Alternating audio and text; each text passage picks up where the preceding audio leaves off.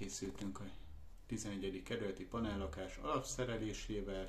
Itt láthatjátok a kész lakáselosztót, egy főmegszakítóval, túlfeszültséglevezetővel, 2 darab áramvédő kapcsolóval és egy csengőcsapóval, 12 voltos csengővel feliratozva.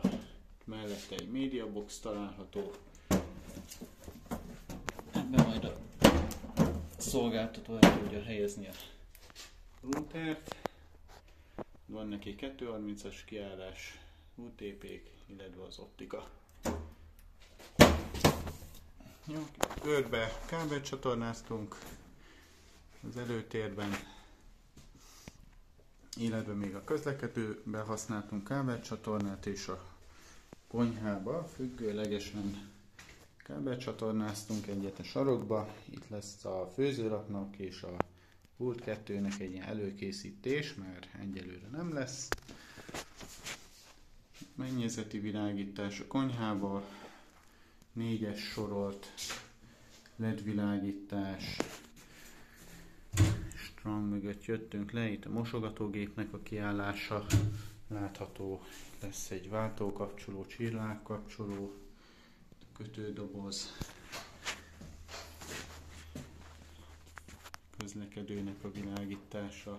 Ugye válaszfal, itt befért a illesztésbe, itt ezért nem kábelcsatornáztunk, sokkal elegánsabb.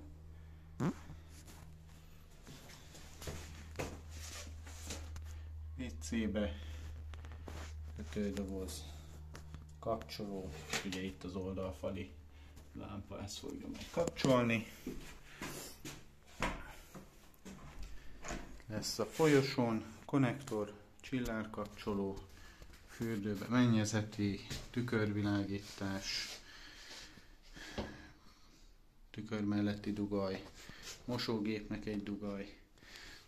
Itt ez majd teljesen meg lesz szüntetve, itt majd kád lesz, valószínűleg.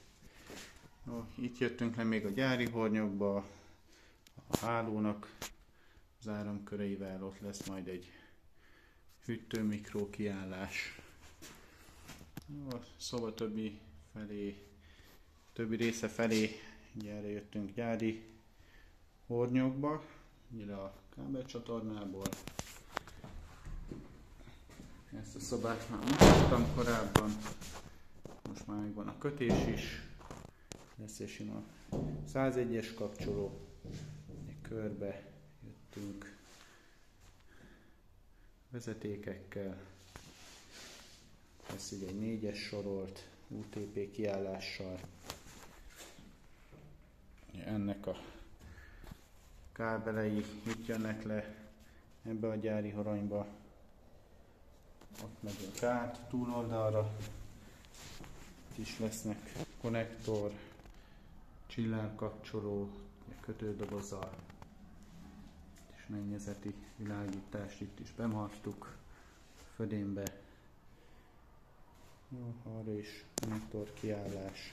Ott lesz majd egy oldalfali lámpa, 4-es sorolt, körbe jöttünk, itt majd lesz egy túlfeszültséglevezető, az elsőben aztán 3 darab 230-as konnektor, küszöböztettünk lépésálló gégecsövet, vigyük a kábeleket, ezek pedig a koronafúrásból néhány megmaradt pogácsa. Itt adjuk emlékbe. Jó, és akkor még van a háló, ennek is a gyári hornyokba, illesztésbe mennek a vezetékek, a födénbe is szintén be kellett marni, még csak egy vezetéknyi széles, maximum 1,5 cm mély hornyot marunk, nem kell nagyobb, mert roncsolja csak a födémet, és a sütőnek itt megyünk át a sarokba, itt még égecsőbe van a vezetéke. Jó, szintén jövünk tovább. Itt lesz majd egy konnektor, ágy mellett 2 darab sorolt, ott pedig majd egy klímának a betápja lesz kábelcsatornába kötve.